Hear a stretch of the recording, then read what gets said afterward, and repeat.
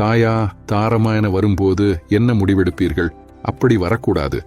ஒருவேளை வந்தால் தாரம்தான்.